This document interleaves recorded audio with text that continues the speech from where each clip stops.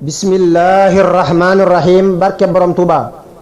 am na ko doon sàkku sëriñ Touba xaadalahu llaahu maxtaara lahu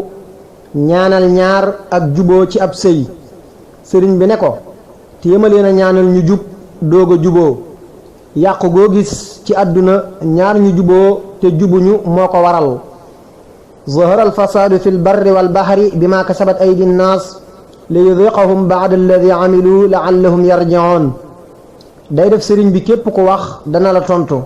te la mu lay tontu lu lay delloo ci sunu borom subhanahu wa taala lay doon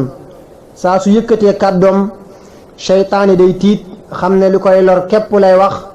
ak luy jëriñ xeetu yonent bi sallallahu taala alayhi bi alihi wa sahbihi wa sallam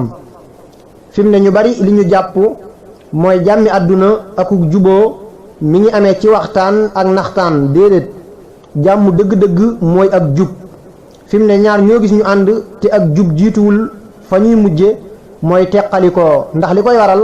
benn ñuy jëw wala ñuy fen wala ñu sàggane dara ci ndigali sunu borom yi su ko defee bu leen di mbugal ci seen diggante lay soqikoo ndax bàkkaar ba ca seen diggante la sababoo wala yazlimu rabbuka ahada yàlla na sunu borom doole dimbali ci jëfe ndigali sëriñ bi ak bàyyi tereem faw ci barkeem qaadalahu llaahu maxtaar